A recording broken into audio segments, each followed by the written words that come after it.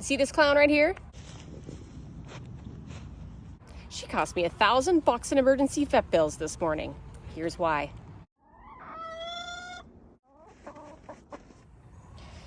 So it's been kind of a crappy Saturday. The whole story about the emergency vet bill actually started last night. I had some old grapes that I was giving to these noisy girls right here.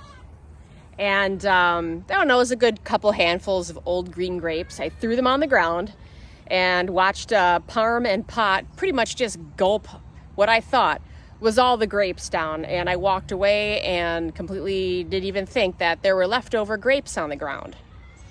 Fast forward to Saturday morning. My daughter is playing with Sterling, our 9-month-old Old English Bulldog, in the backyard. And Sterling found the grapes and ate 5 to 6 of them. Yeah, didn't you? She's like, you would not believe the morning I had. So the grapes were about there, and I guess there might have been some left over. My daughter was out in the backyard with the puppy this morning, and she called my name, and I came out, and I'm like, what? And she's like, Sterling just ate grapes. Now, many of you guys are probably old enough to remember a time before grapes were toxic to dogs, and this is what kind of has me a little bit irked. I grew up with dachshunds. They were maybe 15 to 18 pounds. I used to feed them grapes, and they were fine. And then I don't know what year it became a thing, but all of a sudden grapes are now toxic to dogs. I'm like, okay. So I didn't think anything of it when Sterling ate the grapes. I'm like, whatever. But a little voice inside me said, Sarah, call the vet. So I called her regular vet, and they put me on hold, and they picked back the phone up. You're going to have to bring her to an emergency vet. She's going to have to have her either stomach pumped, or she's going to have vomiting induced. She's going to need to be hospitalized. She's going to need IV fluids. And I'm like, whoa. At this point in time, the oh shit reflex has been activated in my brain. Adrenaline's pumping. I'm like, I don't know what I'm going to do. Justin, get off me. My husband is with Bulldog. He's got a project today. It's just me home alone with the kids. So I quickly tried to see if I could induce vomiting. And with her weight, it's like 2.5 tablespoons of hydrogen peroxide. And then hopefully they throw it up.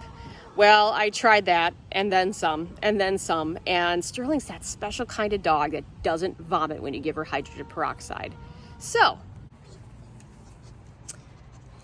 yeah. So I bring her in to a Blue Pearl, which is thankfully in town, and I tell them what happened. They took her back, and they gave her a shot to induce nausea, and I'm sitting there in the emergency room thinking, okay, great. She's going to barf up the grapes, and then we'll be able to go home in an hour or two. They did explain to me that grapes are pretty slow to digest, that they take in the neighborhood of 4 to 6 hours to kind of exit the stomach and go to the rest of the intestines. And by the time I got to the vet, it was probably about an hour after the fact, so I was doing good. They did tell me for her weight that she probably could have ingested 2 and would have been fine.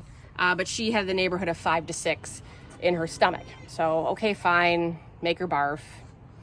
Well, about 45 minutes later, they came out and they said, great news, she barfed up 5 grapes. So we're just going to find out what we need to do next, and we'll let you know. And I'm like, great. I get to go home pretty soon. That was like 11 o'clock in the morning. And they came and they sat me down, and they say a toxicologist recommends that she stay there for 2 days hospitalized with IV fluids under monitoring. And I'm like, wait, what? I was on the fence about bringing her in because I've just heard so many mixed reports about if grapes are truly toxic or not. I mean, again, I used to feed dogs grapes that were much smaller than Sterling. Nothing ever happened. And I asked the doctor, I'm like, what is the deal with grapes? And she said there is some chemicals inside grapes that can be toxic to dogs. Not will, but can. So she was my age, and she told me that it used to be, it wasn't maybe until a couple decades ago that they found that grapes could be toxic to dogs because a couple dogs have passed away. They said, you probably fed your dogs grapes when you were a kid. I said, yep, I totally did. They said, well, then it was grapes are toxic to all dogs and you shouldn't feed them. But then the pendulum started swinging the other way. And they said that grapes are toxic to some dogs, but not all. And they never know which is. And now it's grapes are toxic to some dogs, but some dogs are able to handle a certain amount. So there's no clear-cut amount, breed, or anything to indicate if your dog's going to have a reaction or not. So I just dropped $1,000 for them to make her barf, give her some charcoal, give her a little bit of IV fluids, and give her some anti-nausea medication to, there's facts, counteract the effects of the nausea medication they gave me. And all that was $1,000. Do I regret it? No, not really. I could have done nothing, and she could have been fine, and I would have saved myself $1,000. Or I could have done nothing, and we could have had a real problem. So what grapes can do is what was explained to me is called renal failure, and that's kidney failure. And once your kidneys start failing, you're kind of screwed. I don't think I could have forgiven myself for, one, leaving the grapes out in the yard and not thinking about that, and two, watching her eat the grapes and doing nothing, and then now she's dead. So I brought her in, and yeah, I won't be feeding the chickens grapes anymore. We really don't even eat grapes as a snack. We're not a type of family to eat grapes very often. I mean, they're just kind of an okay fruit when it comes to the realm of fruits. So yeah, for anybody who's worried about their dogs eating grapes, unfortunately, I can't tell you what to do.